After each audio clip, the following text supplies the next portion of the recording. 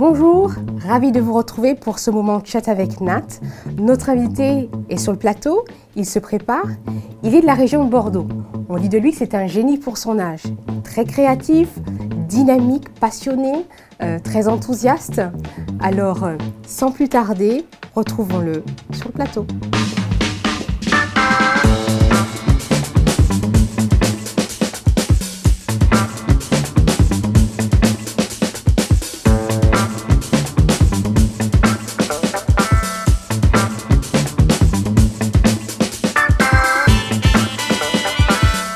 Merci Joseph d'être là avec nous, c'est une joie de t'accueillir sur ce plateau. Alors Joseph, pour commencer, j'ai envie de te donner un petit exercice.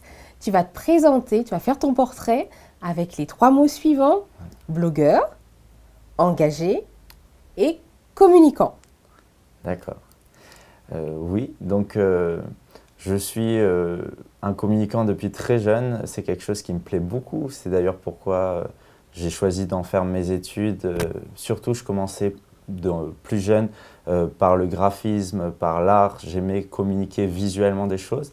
Et puis petit à petit, j'ai découvert d'autres possibilités avec Internet, les réseaux sociaux. Et donc, je suis d'un naturel communicant. Ce qui m'a poussé aussi à lancer mon blog il y a un peu plus d'1 an et demi, qui s'appelle Vivre sa jeunesse autrement, que je tiens en partenariat avec Leader Chrétien et Top Chrétien. Et puis dans ce blog-là, j'aime bien défendre et puis promouvoir un message engagé, parce que je crois que la foi, c'est pas juste des belles paroles, mais c'est aussi concrètement comment on fait, comment on est une différence dans le monde dans lequel on se trouve aujourd'hui. Et plutôt que juste critiquer comment nous, on peut changer, particulièrement en étant jeune. Très bien, merci Joseph. On continue avec toi pour la prochaine séquence. Très bien.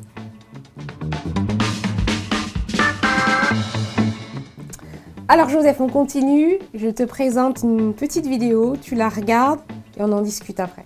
Très bien. Merci. Depuis que Joseph a 13 ans, j'ai la chance de le mentorer. Au début, il est venu pour faire du graphisme et puis déjà très jeune, à ses 13 ans, il était capable de refaire pas mal des designs qu'on faisait à l'agence de communication. Il était très inspiré par notre style et j'ai tout de suite senti qu'il y avait quelque chose de particulier en lui. Il a une envie d'aller de l'avant, il a envie de gagner du terrain, il est passionné, il se donne les moyens aussi. Il est très attentif aux relations, à garder les relations, il a beaucoup d'ambition. Et je crois que Joseph, c'est quelqu'un qui est porteur d'un message fort. En fait, il a envie de vivre les choses différemment, montrer qu'on peut être jeune et se donner les moyens d'accomplir des grandes choses. Et c'est ça qui m'impressionne avec Joseph, c'est que il a envie d'aller de l'avant, il se donne les moyens et puis il se dit pas je ferai ça plus tard, mais il les fait dès maintenant. Il a une grande maturité qui, je pense, va faire beaucoup de bien à beaucoup de jeunes et de moins jeunes, de par la qualité de ses pensées, comment il construit les choses. Donc Joseph, c'est mon bébé, c'est le 6e de la brochette. C'était un enfant désiré et aussi un enfant un peu trop gâté peut-être. Très vite, il a montré un esprit vif. C'est quelqu'un qui s'intéressait à tout, qui voulait toujours savoir le pourquoi du comment. J'ai vu aussi en lui un enfant déterminé. Il est devenu un jeune homme intègre, mais conscient aussi de sa vulnérabilité. Il n'hésite pas à demander conseil. Et puis récemment, il a fait une rencontre avec Dieu et il a vraiment à cœur de chercher le plan de Dieu pour sa vie. Et donc, voilà, je voudrais dire que c'est un enfant qui est aussi pour moi une source d'encouragement. Je l'appelle Joseph Barnabas, l'homme qui encourage. Merci beaucoup. Alors Joseph, Oui. comment ça t'interpelle? Ça vient de chercher. Ça te touche? Oui, ça me touche d'autant plus que c'est 2 personnes clés dans ma vie. David, parce que ça a toujours été un tremplin pour moi, il m'a toujours fait de la place pour que je puisse aussi me faire une place dans ce monde et puis pouvoir exceller dans ce que Dieu m'avait donné comme talent, comme rêve, comme ambition. Donc je me rappelle très bien vraiment de ce stage de troisième que j'avais fait à ses côtés à Strasbourg. Ça a été vraiment une direction précise pour mon avenir, pour décider quelles études choisir pour le lycée. Ouais. C'est lui aussi qui m'a donné cette possibilité dans un temps très particulier de ma vie pour lancer ce blog à ses côtés. Donc oui, toujours il m'a beaucoup accompagné. Et tu aimes aller de l'avant, tu es passionné, tu es... Ouais. Et voilà. Et lui, je pense qu'il a retrouvé peut-être une passion qu'on partageait pour communiquer à travers les nouvelles technologies, toutes les possibilités d'aujourd'hui. Et on s'est retrouvés et je pense qu'on a développé plus que du mentorat, vraiment une amitié au fur et à mesure des années. Maintenant, ça fait longtemps qu'on se connaît et qu'on se côtoie. On habite dans la même ville, donc c'est toujours... C'est une super rencontre, c'est une super connexion divine. C'est une connexion divine, exactement. Okay. Super Joseph. Une connexion divine, oui. On continue ensuite. Et puis ma mère. Oui, ta mère. Oui, ma mère. Pareil, c'est un tout autre niveau. C'est celle qui m'a aussi donné cette envie d'écrire parce qu'elle est elle-même écrivaine. C'est elle qui corrige mes articles, mes interventions. Je lui suis reconnaissant pour tellement de choses avec mon père. C'est une personne qui a mis aussi en moi ce nom de Joseph que j'aime beaucoup et qui pour moi est porteur de sens et qui m'encourage à aussi vivre à l'image de ce Joseph de l'Ancien Testament qui a connu des difficultés mais qui a su rebondir et dont Dieu l'a utilisé pour être une influence dans sa génération et dans une société qui n'était pas la sienne et ça me parle beaucoup. Ça te parle beaucoup. Super. Il y a encore une troisième à découvrir. Ok. Joseph God, c'est un jeune homme incroyable que j'aime beaucoup. Il m'inspire quand je le vois. En fait, j'ai l'impression de me voir en plus jeune, mais aussi avec plus de potentiel. Et en fait, il y a un jeune homme dont je suis le mentor, qui s'appelle David, qui a une trentaine d'années, qui m'a parlé la première fois de Joseph et qui m'a dit « Ah, il faudrait que tu rencontres quelqu'un. Il est comme nous. » Et donc, il est devenu un peu comme un fils adoptif.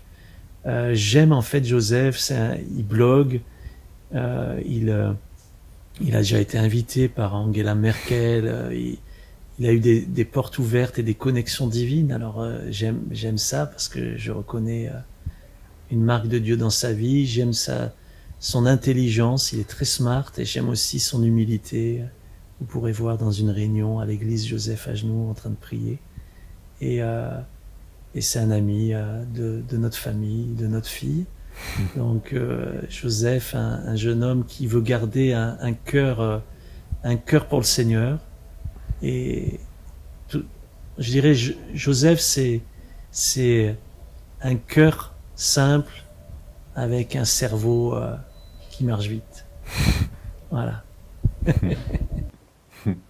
Un cœur simple et un cerveau qui marche vite. Alors, qu'est-ce que tu voudrais dire par rapport à tout ça, par rapport à Eric.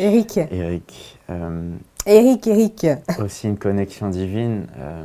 Vraiment, Eric, je pense que l'été dernier, quand il a sorti son livre, Connexion divine, c'est vraiment un livre qui a été un tournant. C'est à partir de ce moment-là où j'ai vraiment compris et eu cette envie de consacrer ma vie pour Dieu et pour faire l'œuvre qu'il souhaitait faire à travers moi. Et vraiment, il parle souvent de comment il a été inspiré de Billy Graham pour lui-même rentrer dans son ministère que Dieu lui avait préparé. Ben moi, c'est un peu le troisième échelon, j'ai l'impression. C'est comment je m'inspire de Eric pour moi-même rentrer dans le ministère que Dieu me prépare.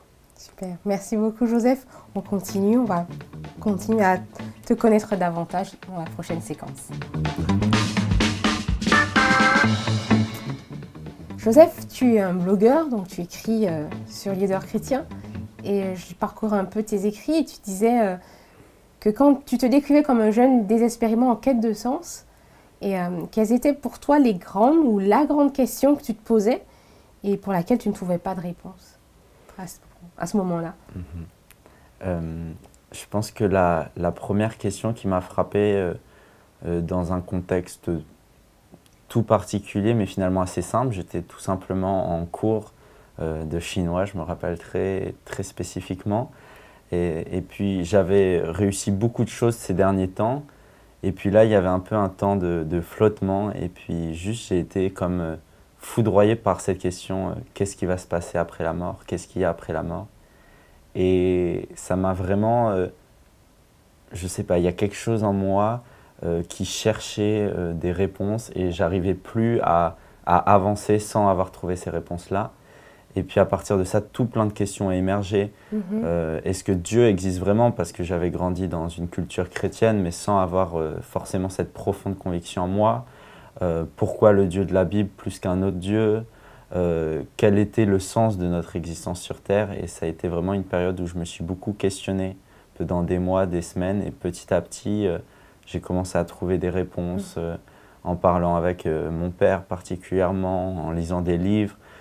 Qui m'ont fait comprendre que l'existence de Dieu avait des véritables raisons, pouvait être attestée de tout plein de manières et que ce n'était pas juste une superstition, mais qu'il était bien, bien réel. Et pour un esprit presque cartésien comme le mien, ça m'a fait beaucoup de bien et ça m'a permis de vraiment l'expérimenter après pleinement dans ma vie. Et le mur est tombé. Le mur est tombé.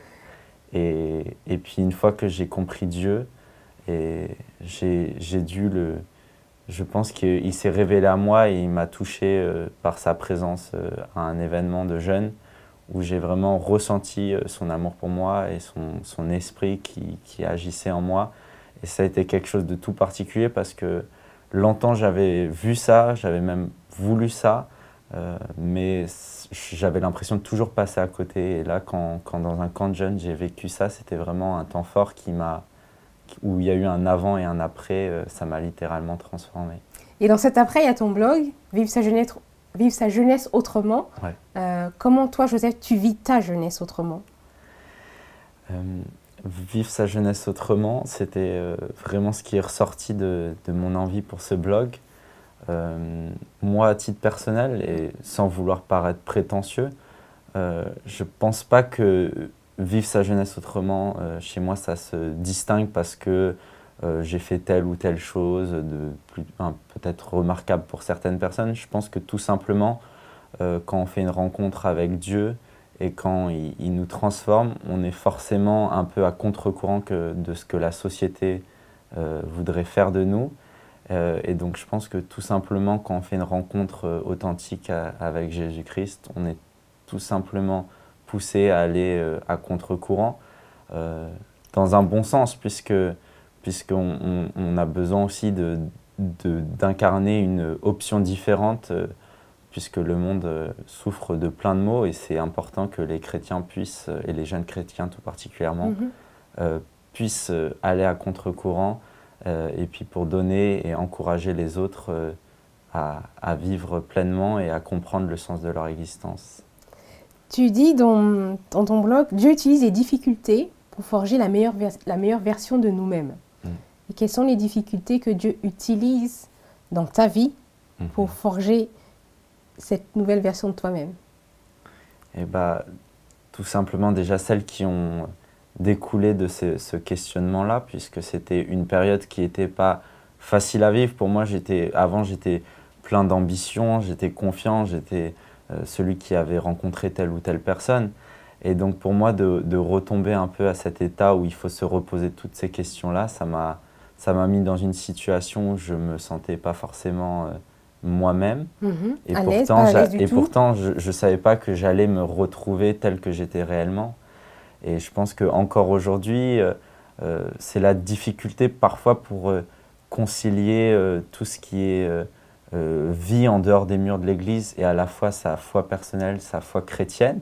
Et ça, c'est une tension que je vis tous les jours, puisque j'aime bien avoir un pas dans l'Église et à la fois un pas dans le monde, parce que j'ai envie aussi d'impacter ma génération. Dans cette société où ta Exactement. génération, des jeunes comme toi, tes amis. Exactement. Et oui, c'est ça. Et bien que ça puisse être difficile parfois, en fait, c'est la chose qui m'enrichit le plus parce que j'apprends tellement j'apprends tellement en confrontant mes idées à celles des autres et ça... Et qu'est-ce qui est difficile? C'est de la façon dont on est perçu, c'est-à-dire Joseph Cotte, on est en 2017, ton Jésus, excuse-moi, c'est un peu pas trop d'actualité.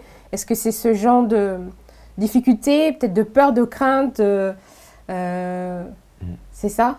Ouais, une certaine appréhension, de la crainte, des questionnements, mais en fait, quand on se lance vraiment et quand on est confiant en celui en qui on croit, en fait, j'ai l'impression que les gens sont de manière surprenante plutôt réceptifs, plutôt ouverts, plutôt à l'écoute de ce qu'on a à leur dire et de ce qu'on vit. Et donc parfois, je pense qu'on s'enferme un peu trop dans tout le monde est contre moi, et alors qu'en fait, les gens... On peut avoir de belles surprises, en fait. Voilà, exactement. Et je pense que dans ma génération, je remarque beaucoup de curiosité, beaucoup d'ouverture d'esprit, et tous sont intéressés de savoir qu'est-ce que je vis avec Dieu et quelle différence il fait dans ma vie. Super, merci Joseph. On continue à te connaître un peu plus. À tout de suite.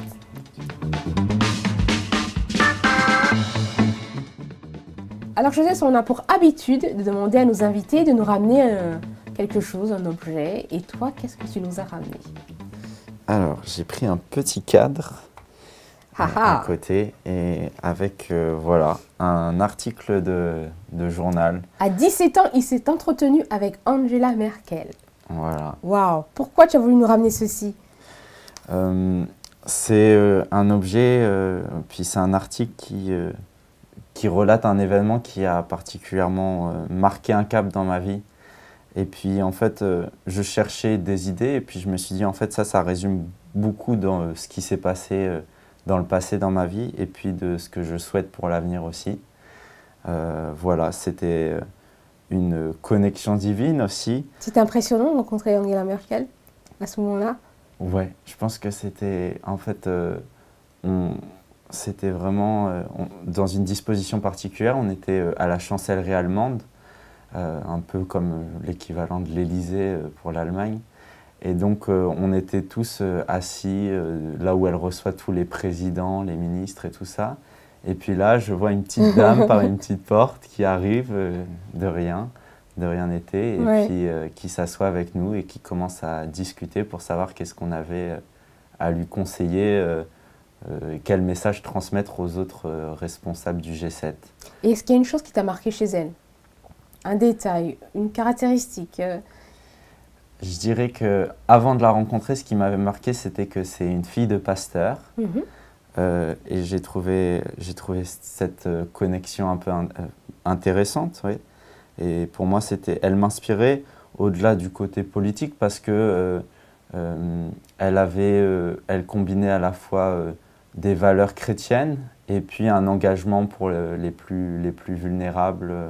Donc c'est un engagement beaucoup. Inspirant pour toi. Voilà. Et puis bon, c'est une dame, elle est considérée comme la femme la plus influente au monde.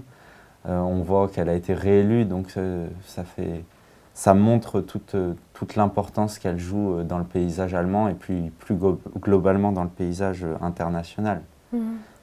Mais quand on l'a rencontrée, de manière assez surprenante, c'est quelqu'un qui a de la poigne, qui sait ce qu'elle veut et qui sait assumer ses positions. Voilà.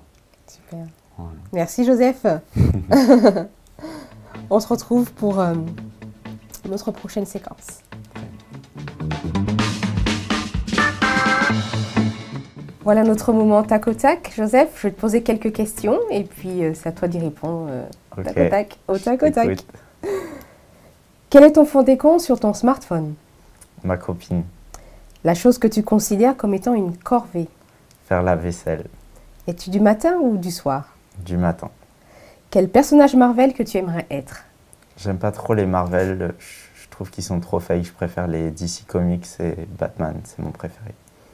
La chose à ne jamais te dire? C'est impossible. Un titre de chanson pour résumer ta vie? Big T, le King m'a validé. Quelle a été ta plus grande peur d'enfant? Dormir dans un contexte que je connaissais pas. Quelle campagne publicitaire aurais-tu aimé réaliser? Celle de Nike, Provoque le destin. Les études que tu n'aurais jamais aimé faire. Vétérinaire, je suis pas animaux. Ta plus grande tristesse? Ma plus grande tristesse, c'est que certains pensent qu'il n'y a pas de réponse à leurs questions. Comment te vois-tu dans 10 ans? En faisant partie de quelque chose qui est plus grand que moi-même. Merci Joseph. Merci à toi Nathalie.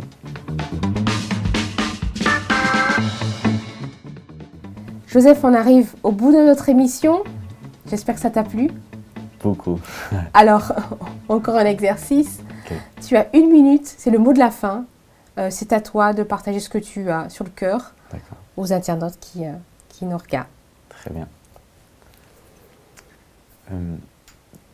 Pendant très longtemps, quand j'étais jeune, je pensais que j'avais rien de particulier, que j'étais juste normal. Et je crois qu'aujourd'hui, je vois comment Dieu m'a utilisé de manière surprenante, de manière dont je ne pouvais pas deviner. Et je crois que ça aussi, il peut le faire avec vous. Il n'y a pas de prédisposition à avoir pour servir Dieu.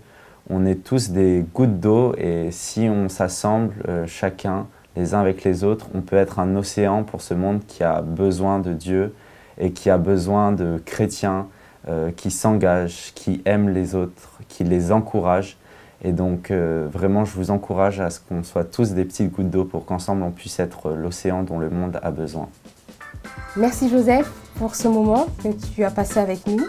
Et si on se faisait un selfie pour terminer, ça te dit? Ouais, avec plaisir. Tu as ton smartphone? Je l'ai dans ma poche. Allez, on y va. Ok. C'est parti. Alors, une petite sérieuse. Ok. Et puis, on fait un petit dab. Un dab? Allez, on y va, allez. 1, 2, 3. Il est beau ton dab, Nathalie. Oh, merci. C'est dans la poche.